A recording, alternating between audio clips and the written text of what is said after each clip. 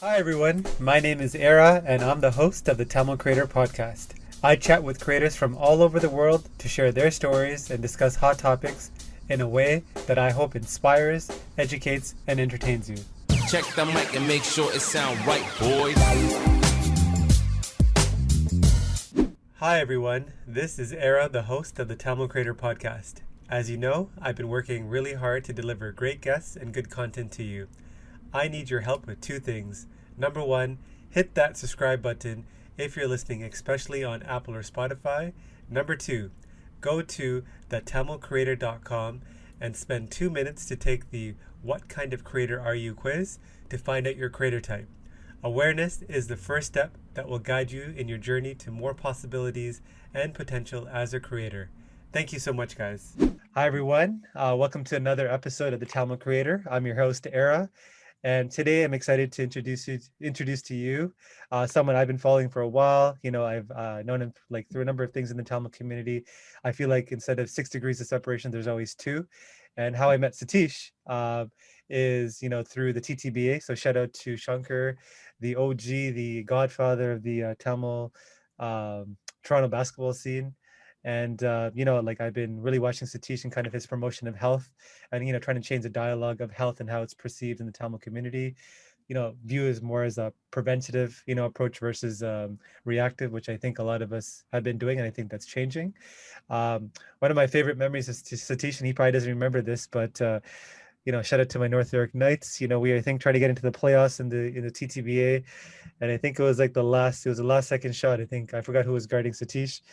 And this guy pulled like a Steph Curry. This guy just pulled up from like 2 or 3 feet outside the 3-point line, and that was a soul-sucking, you know, crushing defeat. But I think the next year, you know, his team was the Ravens.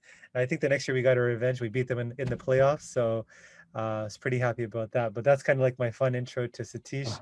I'll let Satish introduce himself. So Satish, tell the people Hey, who you are, and we'll kind of get into it. what's going on, guys? So that's a funny introduction because I think it was against Kieran. That's when Kieran hit a big Somebody, trade man. I still, beforehand. I Yeah, it's I think it's funny when you're a basketball player. Like doesn't matter skill level, whatever it is. You always remember like the crushing defeats, and uh, I think that one. I think Deluxe hitting a three when I was at Brampton. I still remember that's those right. shots. Yeah, yeah. Yeah. It's interesting because if you look at my percentage from the 3-point line, it's probably like 14%. Like a 5 for 20 You know, 3-point shooter, you but I know let that. it fly. But you know what You that's don't miss. like though. I feel like you're like you were to me when I was on the North York Knights what Marcus Smart is like to the Raptors. Th- Marcus Smart doesn't shoot maybe that many threes or whatever, but for whatever reason, I remember that series last year. This guy's, I think he had that crazy game when he had like 6 or 7 threes. And Yeah, yeah, yeah. But yeah. yeah, sorry, go ahead. I'm Satish. I'm a personal trainer based out of downtown Toronto. But I guess through virtual now, we can go anywhere in the world. Our target population ranges from youth all the way to elderly, and anything in between. We tailor our approach around functional strength. So similar to what you were saying in the realms of almost preventative, but I'm not a big believer that you can prevent injuries, but you can definitely allow yourself to be a bit more resilient to make sure it doesn't happen. So we're in the realm of that, in the realms of building strength, building mobility, which is the combination of flexibility and strength, and also a bit of conditioning as well too. So that's probably why most people would work with us, is because we specialize in that kind of field. Um, and yeah, I've been doing it for almost 7 years now. So I'm a young guy, but I've been doing it as soon as I finished school and been riding with it ever since. And I'm happy where I'm at. Yeah. Yeah, I think one of the things I noticed, I think like I told you in our interview was, you know, I feel like in the Tamil community, strength training, all of that, I think there's obviously way more. Like I see guys like Janath and other guys kind Yeah, of that's really it. get into like strength training. But you know, it was like a bit more unusual, I think, for people to take strength training, at least when we started playing basketball. Like, I mean, I know guys did it, but it wasn't like as serious as it is now. And, Mm-hmm. you know, one of the things I noticed is like, for a guy your size, you're like pretty damn strong. So I guess Mm-hmm. for you, I think you mentioned one of the things you kind of did to differentiate yourself, especially when you're like playing high school basketball and things like that, was that, you know, you couldn't compete on other factors, but you're like, hey, let me try to compete on strength and like, you know, strength, speed, and just like use weight training as a tool to kind of create better performance and, you know, create a better player. So one of the things I want you to kind of delve into is maybe tell people how you grew up, you know, how that impacted kind of your decisions to kind of become a personal trainer. Like, I know you did kin in university, but did you always know that, hey, I want, like, you know, 7, 8, 10 years down the line, hey, I'm going to be a personal trainer. I'm going to be part of Fit Squad. I'm going to be, you know, talking to people around the world about like how to strength train this way. So maybe tell people about that. Yeah, for sure. So I initially started through sports, and at first it was just because the parents wanted you out the house, and the cheapest sport most us Tamil guys could play was basketball, soccer. You know, it wasn't always some of these unique sports like hockey and skiing and tennis, where there's a bit of this price tag attached to it. So I started playing basketball, and again, like what you said, in the inner city I grew up in, there was a lot of genetic gifted guys who were like bigger, stronger, more athletic and quicker. And unfortunately, we're not really born with those same genetics. But so in high school, I remember my mom, she had a promotion from where she was working at Good Life, and she kind of signed me up with a membership at Good Life. And I was a 15, 16-year-old kid. And I knew that at the time, a lot of the influence was in the bodybuilding community. So you get a lot of guys like Arnold and these big bodybuilding show guys, and you're looking at them in Tamil movies too. You're like, okay, I need to be bigger and stronger because that's going to allow me to be better on the court or just be more confident in real life, you know? Yeah. And so I got in the membership, and I remember one off season, it was my grade 11 year. I tried out for my senior team. And up until that point, I was probably top 2, top 3 guys when it came to most of my sports teams. But that year, I remember I was assigned a starting position, but because of the amount of turnovers I had, I was benched. And for the big part of that season, I was riding the bench. And so it was like motivation to me. It's like, what can I do to come back stronger? And so that's the same year my mom got me that membership. I joined Good Life and started going to the gym. And I came back that summer, and beginners gains, I put on like 20 pounds of muscle. And I was faster than my teammates. I was stronger. And what was interesting is that the position I played was like a 4-5, so like a power forward center. And I was the only guy on my starting lineup who was under 6 feet. So it was, it goes to show the magnitude I experienced from just doing this stuff on my own. And I guess that kind of lit this flame of like, yo, if I keep doing this, like, what's the limit, right? Like, and all it really took is just consistency. The same way you would get up and go for a walk, I just went up and went to the gym and just kept training. And then from there, when I got into university, I was unsure what I wanted to do. And I remember my first year in kinesiology, the question they always ask you is like, hey, what do you guys want to do in 4 years? And most, they don't ask, do you want to be a chiropractor? Like half the class put up the hand. Do you want to be a physio? And then the other class put up the hand. And for me, I didn't put up my hand for either because I didn't know if I wanted to head into that field. But one thing's for sure is I went to Good Life every day. And I saw the trainers there, and I was like, that's a pretty cool job. Like, you get to teach people what you've learned through your experience on how you can own your body, how you can find strength. And so even though most people, and like you would probably agree to this, would look at a personal trainer in Good Life and be like, is that a successful career? I don't know. I look at that as like, yeah, that's a job I definitely want to do. And my whole life, I never really had long-term goals, but I had like more short-term, that's what I want to do type of goals. And one of them was like, yeah, I wanted to be a personal trainer. And then I remember my last year in school, one of my close friends, one of his friends was working at a Good Life and put us together. We got in touch. I went and applied for the job, got an interview, and was hired. And it was perfect because it was my last year in university, but also my first year as a personal trainer. So a lot of the things I was learning in school, I could apply it right away. And ever since then, I was like, love the job, and kind of got me to where I am now. So from there, just a quick recap of after that. After I joined Good Life, I was about 1-2 year experience at this big company, Good Life, as a personal trainer. And I think it's really great for most trainers to start in a big corporation like so. It's very similar to almost going through university or high school, as it kind of helps you understand what the rest of the community is like. You have the ability to work with a range of populations, which you normally wouldn't have if you do leave a big company. And then you end to find a more specialized niche. And then from there, what I ended up doing is actually hiring a trainer myself. And I hired mostly, I was pretty fit. I never lacked motivation. Training was always high for me, but I hired a trainer mostly to understand the business side of things. So there was this great writer named Lee Boyce for strength and conditioning. And he writes on this internet page called Testosterone Nation, T Nation. And a lot of us refer to this website for information, at least back in the days. I don't know how much is it now. And I found out this guy was based out of Toronto. So I was like, let me reach out to this guy. Let's see what his rates are like. And I bought like about 10 to 15 sessions, and I was seeing him once a week. I was prepping for a powerlifting meet too at the same time. So it was a good time for see what a professional would train me to get prepared for, and also how he became so successful to the position he was. And then through that, I actually got to meet some of the guys from Fit Squad and at that same gym. And then we managed to connect from there. And then after that, they asked me if I wanted to get on board with them, like what my plans were after Good Life. Because Good Life, I find avenues of success or career is either you really go up the management route of things, so the business side of things, the sales side of things, or you continue to stay as a trainer and climb up the ranks with that. However, I felt like I needed just a bit of change in like energy and system. And so I was like, hey, it's a good time to depart and do my own thing on my own.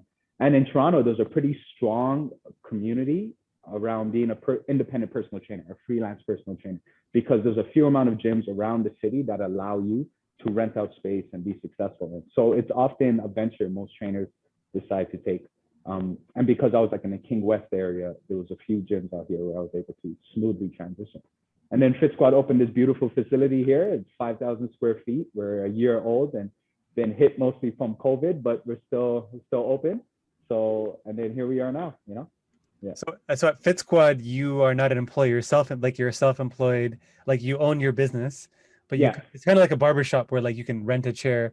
You do the same thing as a personal trainer, right? Yeah, exactly.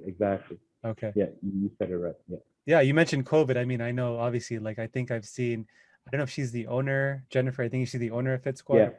So like I've seen a lot of, her and like other people kind of advocating for the space because you guys have been hammered by COVID and you guys have had to adapt. So tell us about like how it's been for you since, COVID, like, when you first heard about COVID, what that meant for you and your livelihood, and then kind of how you adapted since then. Yeah, COVID was interesting for our industry. It definitely feels like, and I don't want to get too much into politics, but it definitely feels like we were given the least amount of appreciation in terms of an industry like personal health and care.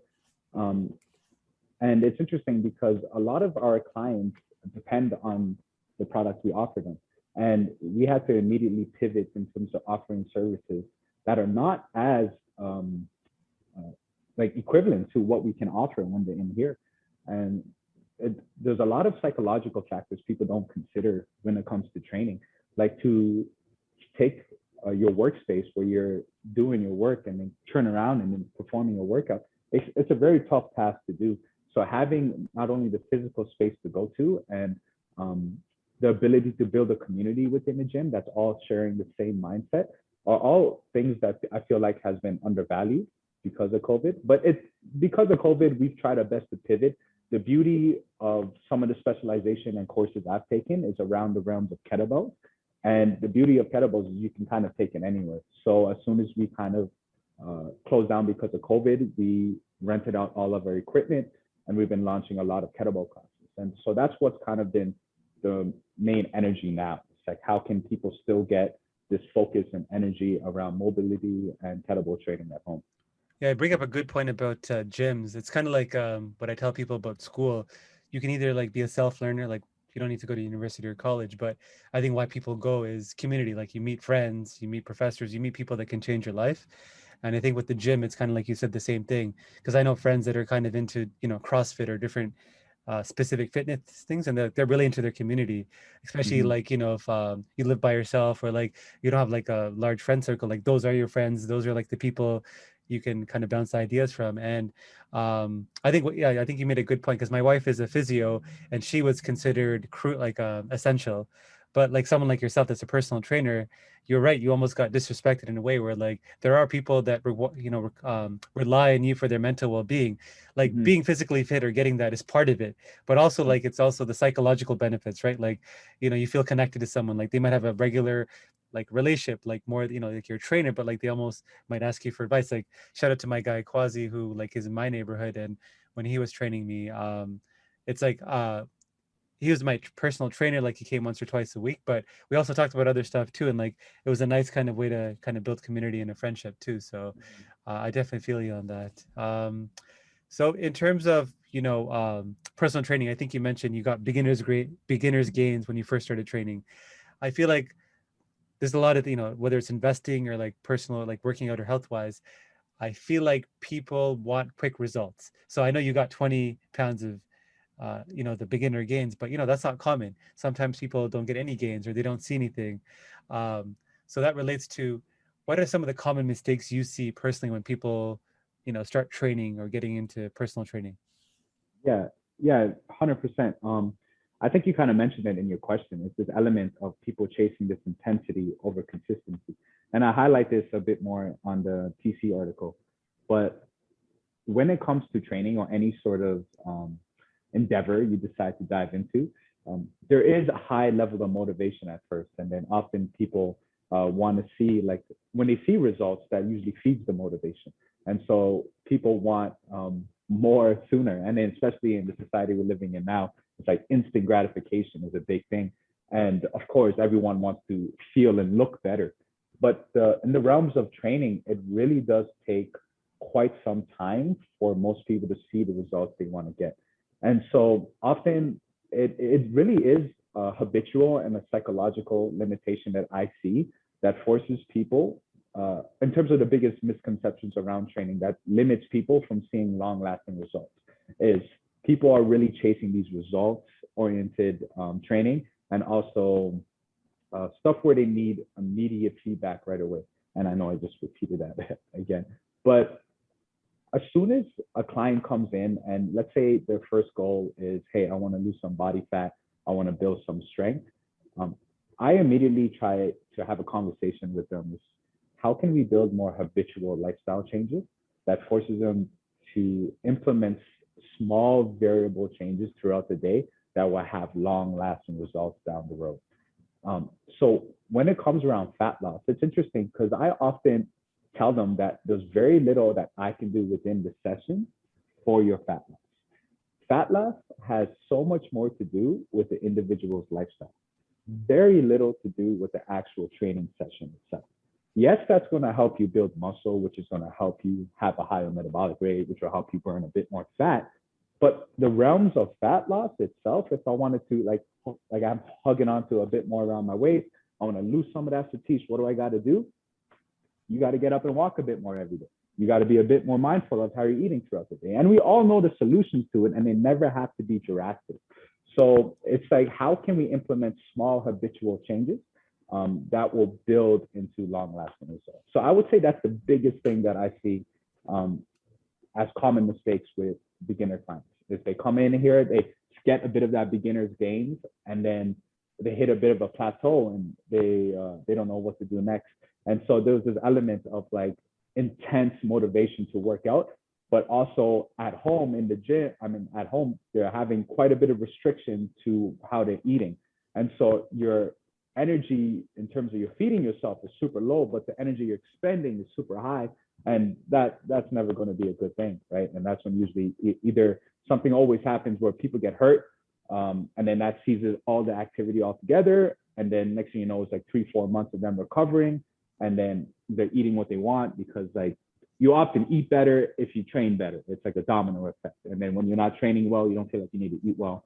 And the same thing happens in the realm of nutrition as well too.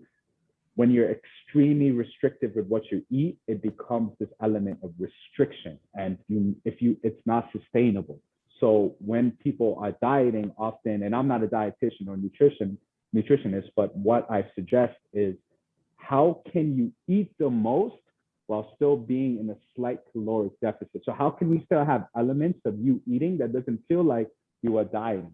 And if a client can feel like this doesn't feel like a diet to teach. This doesn't feel like I'm really restricting myself. I'm like, this is great because you can keep that for 6-7 months and you're going to be steady losing weight. You're going to be steady heading into the right direction you want to head towards.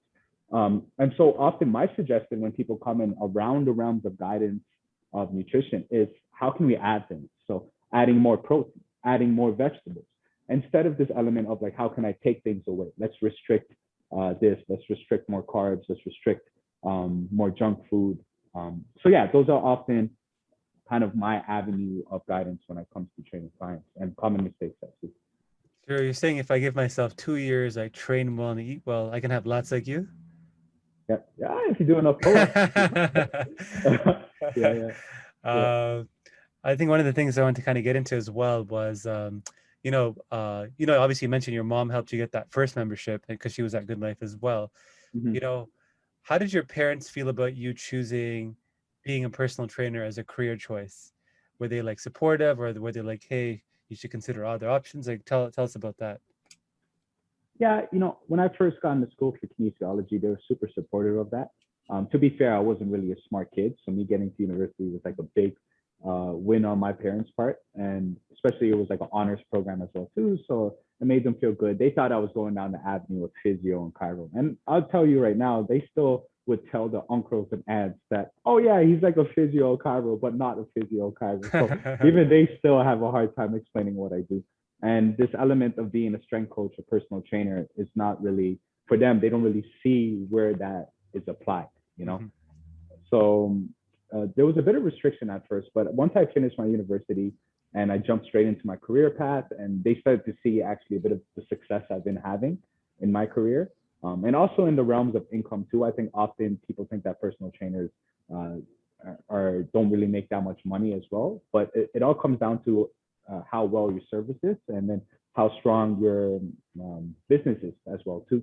So them seeing the success on all those realms, they were really supportive of that. And they still ask me every now and again, like, hey, how's things going? Where's your route 5-10 years from now? And I'm like, I often just refer back to just like, oh, let's see how it goes in the next couple of years. Let's see how it goes in the next couple of years. But in the back of my head, I know I'm going to be a trainer for probably the rest of my life. Yeah, I think you mentioned, the financial aspect.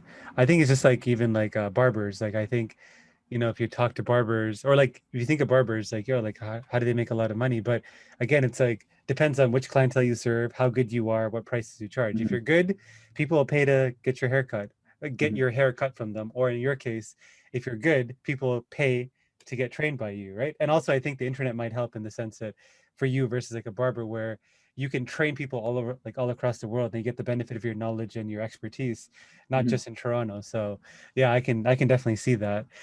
You kind of mentioned your parents asking you about, what's your plan 5-10 years from now? So where do you see yourself in the next 3 to 5 years? Like, is it just focused exclusively on personal training as you do it today, or do you see other versions of it or other things you might do on top of that?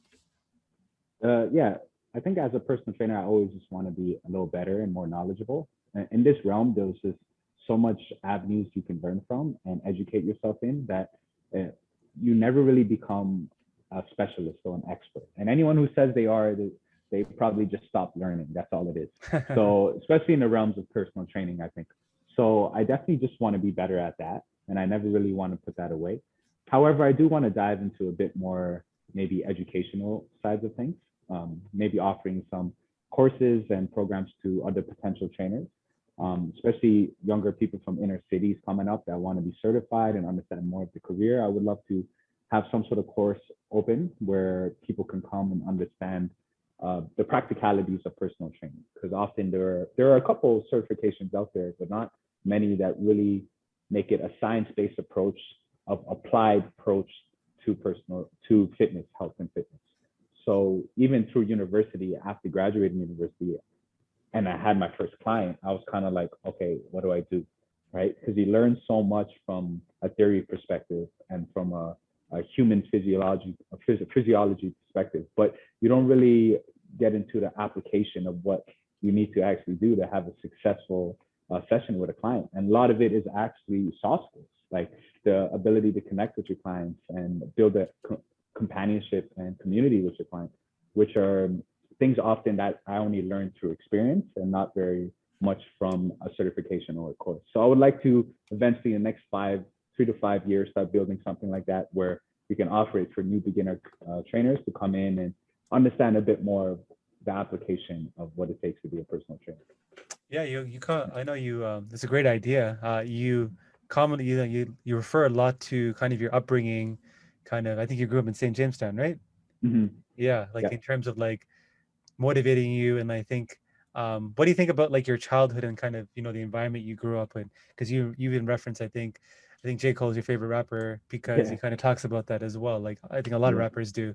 So tell us about that. And I know that I think there's something to kind of growing up in more difficult circumstances or than other people, because I think even in your circle, or like at least someone I think, was it Sheldon James or Stefan James. Yeah. Stefan James? Yes, yeah. I Yeah. think his brother Sheldon. Yeah, like I think he grew up. You guys kind of grew up in the same thing, and Yeah. he's like like relatively big time acting as well. So what do Yeah. you think about kind of growing up in a certain environment can motivate you to kind of achieve the kind of success, whether you see it or not, that you have today? Yeah, that's a great question. I think growing up, like especially in an environment, I grew up in the inner city, and I was blessed. Like I had my family. I didn't grow up with a single parent. Like Stefan grew up with a single parent. Um, I had both my parents. They both had heads on their shoulders. They're pretty straight edge people. Always followed the books, but definitely the environment was a bit tough, and we didn't have the most financially.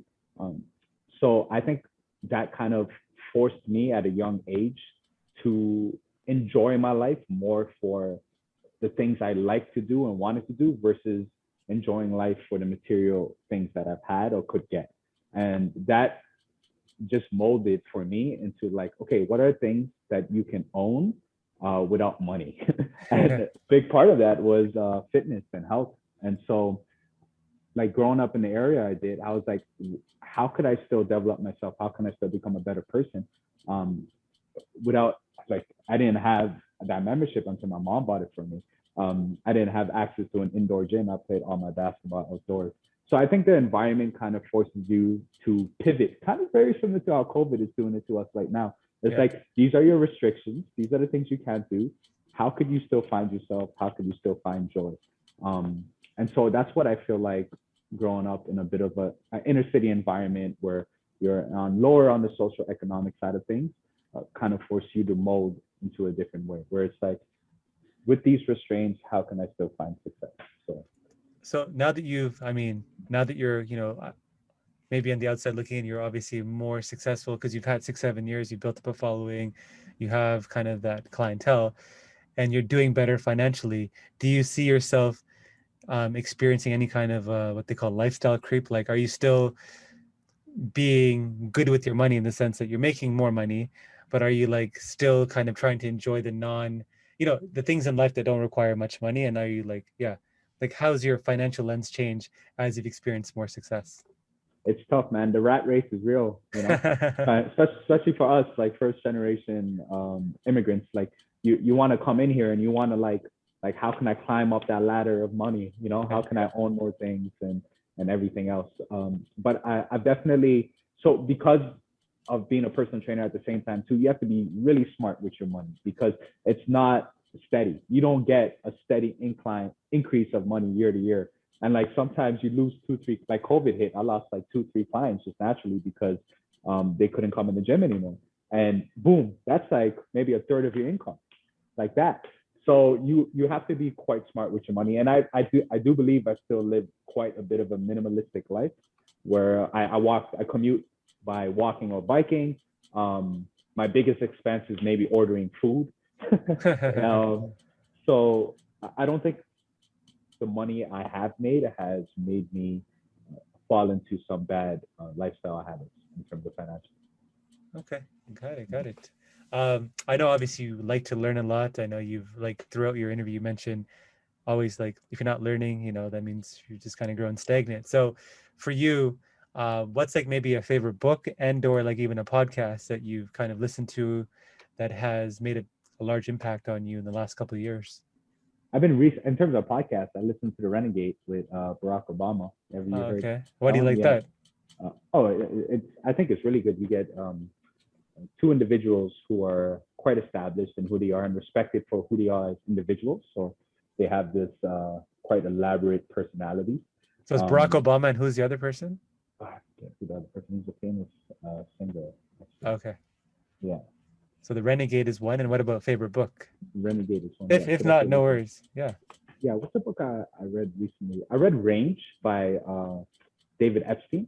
Okay. So yeah, Epstein. Don't know anything clicks to anyone, but it's not the same. He's not related at all to Jeffrey Epstein. But David Epstein, and Range is a great book where it's actually quite applicable to what I'm saying today, and it's about late developers. So people who acquire a range of knowledge from a broad spectrum, and only later in their life do they find out what the specialization is. And often we're being raised in a world where they prioritize those who are highly specialized.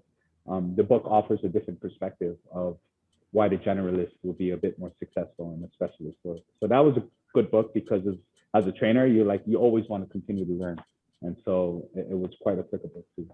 I agree with that sentiment because I feel like I have like a lot of different interests. Like I like investing, I like real estate, I like film, I like health. Like I like a lot of different things, but I feel like people, whenever they ask me what I do, I feel like it's a weird question because I don't know. I feel like I like to learn about different things. I like to talk to people, but I don't like to say I'm X, Y, or Z. And to your point, like I think generalists will be the successful ones in the future. I think you need to have knowledge across different topics, to be successful. So I like that. And yeah, I remember, I'll let you kind of answer this, but I really liked your answer in the TC interview where you said, what's a new belief or behavior, or I guess habit that's improved your life? I'll let you kind of speak on one, but I'll mention one that I really like that you suggested as well. So. No, go ahead. What's the one that I mentioned? I would have to. Oh, I like the one where you said, I think it was increase, like with sleep. I know everyone knows like the more sleep you have, the better. But you made a very interesting point because I was like, I'm one of those that like, I mean, I know sleep is good and I get more sleep than I used to. Like I have a Fitbit, which would definitely helps me track that, at least give me a better idea of it. And I used to kind of be like, okay, I'm going to try to aim for 6 or 7. So let me go to bed for 6 or 7 hours. But actually, I think you said you extended your sleep you wanted 8 hours of sleep. So you kind of got into bed for 9 hours because you're not going to get exactly the amount of sleep that you're kind of in bed for. You're going to be tossing and turning and all that. So I know it's like such a simple thing, but it changed kind of how I viewed sleep as well. So I found that pretty interesting. Yeah, I read this systematic review on sleep interventions on athletes, and it was interesting because they used quite a bit on like basketball players as well too. So it's like, that's always interesting for us. And what was interesting about it was that they compared sleep hygiene protocols, and that's often stuff that you're seeing social media, stuff you hear your parents suggest to you or your friends suggest to you of like a colder sleep environment or a darker environment to sleep in, and making sure it's no workspace in your bed, and all these variables that will help you with the hygiene of sleep. But the best intervention that they showed was just extension. So if you want 8 hours of sleep, you got to spend 9 hours of sleep, and you'll probably get 8 hours of sleep. Yeah. And I also realized that when I was tracking as well too, and I would get to bed and I would give myself 8 hours, and then I'd wake up and it's like 6.5 hours of sleep. I'm like, what do you mean? I'm in bed for 8. What's going on? Yeah. And there's this element of like definitely throughout a sleep, you are waking up consciously or unconsciously. And so if you do really want that duration of time, spending more time is probably the easiest intervention you can do. I like that. Yeah. So for me, I like to think long term. I don't like the word, but I'll use it because it's easy, but personal legacy. So for you, in a few sentences, like how would you want to be remembered by your friends and family? Just a person who helped and always helped first, like I definitely want to be a person who's like, and this is where it feeds my ego, and my ego likes, like I feel the most fulfilled when I've known I've helped someone else get to their fulfillment. And hey, that's personal training is exactly that. You see that immediate gratification as soon as if someone couldn't do a push-up and she hit a push-up, it's like, to me, I'm like, oh, I just had my best day. Yeah. And sometimes I finish work here around 9, 10 p.m., but I always feel so euphoric after my classes, after my sessions, because I'm seeing all these clients come in here and doing things that they never could before. So for me, in terms of my ego, what my legacy, I hope people would just remember me as those who always try to help and always try to give what I had to others. So that's probably the big thing on my end. All right. Yeah. For like, for obviously we're both Tamil, and for me, being Tamil is a big part of my identity. Yeah. I don't know if you feel the same way, but like, what has been the impact for you of the Toronto, Tamil community on like both you personally, maybe even business? I'm not sure, but yeah, tell us Yeah. about that. Yeah, it's a great question. So early on in my life, it was bad. There was a lot of bad influences growing up in my neighborhood who were I know like Tamil gangs and stuff like that.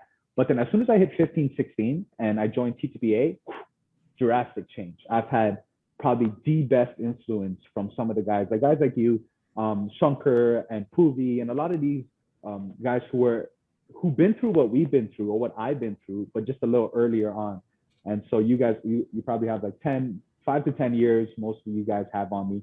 And so to get the wisdom from you guys was huge for me as a 15, 16-year-old. So ever since then, my influence from Tamil community has been amazing. Like I've always had someone I can reach out to if it's for financial advice, someone to reach out to if it's just for moral support. For almost anything I wanted help for, there was a Tamil mentor I could reach out to, and especially within that TTBA community. Yeah. So I would say that was quite a pivoting moment for me in terms of really appreciating who I was as a Tamil person. Unfortunately, though, there wasn't so much Tamil people within the health and fitness realm. But that was fine. Like I did find still a lot of mentors in that field as well too. So I would say now, especially having the connection that I built at a younger age, it allowed me to see that the success we could have as Tamil people and kind of the strength we have together as a Tamil community. Yeah, there's a lot of guys from the TTBA that are like, I mean, I think when you come there, you talk basketball, like everyone talks about the NBA, but you don't realize a lot of those guys, I mean, like you were saying, like they've been successful in whatever they're kind of doing. I think one of my regrets with TTBA is I kind of, it was good for socialization, but I didn't, especially when I got into the coaching side, I didn't realize I focused so much on winning and like losing, but I think the league was really, if I were to go back, I would focus more on kind of, relationships and like mentoring, like even when like some of the guys when I coached North York, like Kendu or like Anthony, like they used to tell me NJ. some of their like NJ, like they would say like some of their favorite memories were like when we used to go out after practice, I would take them to pizza. But I was like, I was like so focused on like the game and all that stuff, but I never realized that those kind of things leave an impact. So that's like one of the things I would like want to do in the future as well. But especially cool. my cousin Ram too, like for me as well too, I think growing up, we don't really have a lot of cooler guys to look up to. Yeah. And at TTBA, it was that like you had cooler guys to look up to, and I'm the same way. Like the game was competitive. It kind of was a medium where we got everyone motivated to come together. But I had very little, or that was a part of the reason why we came. Like especially as younger cats, it was mostly just because we can hang out with you guys. We can go out to eat afterwards, and it would be cool. Like looking back in hindsight, if we did have a bit more like off-season kind of camps and days where we just connect and went out and did things. I agree. Yeah. So that was kind of like I was just like reflecting on that. Who's someone like anybody that that's Tamil, so globally or locally, whatever it is, who's someone in the Tamil community that you admire, and who's somebody in the non-Tamil community, globally, local, whoever it is, that you admire, and like why? Tamil community is Kamala Harris for sure. She's crushing it. She's the top. She's the purest definition of being a person who stands for diversity in a very almost non-diverse like political realm. So she's someone I respect, and I don't know that much about her. I'm learning more and more the best I can. I need to read her book. That's the next thing on my agenda. But she's definitely someone I look up to. I'm like, if she could make it, like any of us could, and then outside of that, I did mention J. Cole in the article, but I would also like to pivot in the realms of personal training and talk on My boss, Jennifer Lau, and Gabe. And Aldo, the three of them. There's three guys I look up to who I see day to day who give me a lot of motivation of where my success can be down the road. And this is outside from the realms of financial success. This is out in the realms of like personal satisfaction and identity in who you are. They are all individuals I look up to, and when I see them, I'm like, these guys have it together, you know. Like, so yeah, those are two people. I guess four people. Yeah. And then in terms of like, the reason I started this podcast, to tell I'm a creator, I use the term creator because I feel like a lot of people focus on business or like certain topics. I feel like a creator can be anybody. So like in your case, like you're creating change in people's mindset or physicality to hopefully live healthier, better lives. So like, what is a piece of advice that you would give to other aspiring or your fellow Tamil creators? Simple advice: just don't stop. Show up at work, keep working, you know, and don't work for gratification. You know, like once you find what you love to do, whatever it may be, whether it's in fitness, it's in creative arts, it's in music, just there's going to be a moment where the hype dies, you know, and you're not as popular anymore. You're not as trending, and especially in the realms of social media now, everything's about how trendy you could be. Uh, Stick through it. If you stick through it, I think there's something about experience that really holds value. And so, despite what endeavors you might be diving into, just be patient, and I believe it'll pay off down the road if you enjoy what you do. Love it, man. Love it. That's like the serious part of the dialogue. So now we're gonna get into something a bit more fun. So I call it "What Would You Rather." My guy helps me edit this. He always says, "Pick a damn name." So I'll go with, "What would you rather?" Okay. So I basically give you two different things, and you gotta choose between one of the two. You can't give me no, it'll be both. No cop-out answers. Got to be Oh man, one or the other. I don't know if I signed up for this. We'll start with an easy one, okay? Okay. I ask everyone this, and this is more so for like market research for myself, because I'm curious. So, mutton rolls or kotroti? Oh man, that depends on the mood. But cutthroat. If I'm gonna go for a meal, I gotta go full meal. I can't do a mutton roll snack. And where do you get the kotroti from? Where's your go-to spot in Toronto? Oh, in Toronto, I don't know. Because usually I rely on my mom to do that. I don't trust anything except what my mom orders. Around downtown, the Saffron, so shout out to them. Saffron, Check okay. them out. Yeah. All right, this is a little bit tougher, I think. Arnold Schwarzenegger or Tony Robbins? I'll take Tony Robbins just because he has more of an impact. So did Arnold though. Oh, that's tough. That's tough. I'll go Tony Robbins. I won't fully explain why, but I'll say Tony Robbins. Okay. Yeah. World-renowned personal trainer or starting shooting guard for the Toronto Raptors? Oh, that's tough. Man, that's my world-renowned personal trainer. Wow, I'm surprised. Yeah.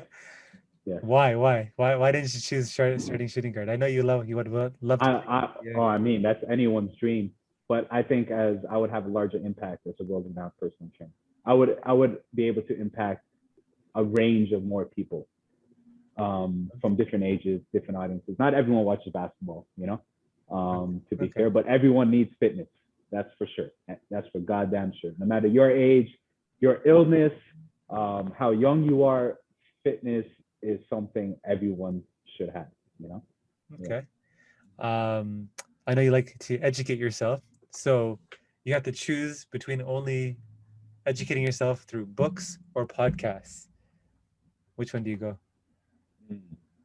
I would say podcast because I think you get more information sooner. You get more applied information as well too, and you also have the ability to see and hear counter arguments as well. So sometimes a book is just the narrative is just one approach to one author, and you don't really get the ability to see two different opinions on the same topic. Also, I'm always on the move, so even when I do read or quote unquote listen to books, it's like audibles. So I would say podcast. All right. That's a good question. Yeah. That's the last one. You got to be careful because you're a Toronto guy. So all right. J. Cole or Drake? Wow. Man, it depends. I'll say this. I'll say J. Cole makes you appreciate the struggle. Drake makes you want to live the lavish life. And because I don't want the lavish life, I'm going to say J. Cole. Okay. You know? That's my safe answer without dissing Drake too much. I love Drake. Drake's my guy. You know, I can listen to him all day, but I feel like there's quite a bit of, when you listen to a lot of his music, you're just dreaming, you know? Yeah, the life I could have had. Yeah. Awesome, man. Well, that concludes the podcast. I like to thank you for kind of, making time to kind of connect, share with people some of your story, your insights, So if people want more, they want to connect with you, they want to train with you, maybe tell them where they can find you online, or like, how do they connect with you? Instagram is probably the easiest thing. So Satish_FitSquad. If you're looking for training, you can check our website out where we offer all our services. So whether it's online training, virtual training, group training, or personal training, and it's at fitsquad.ca. Yeah, those are probably the main two things. I don't really use Facebook so much, so not on Facebook. All right.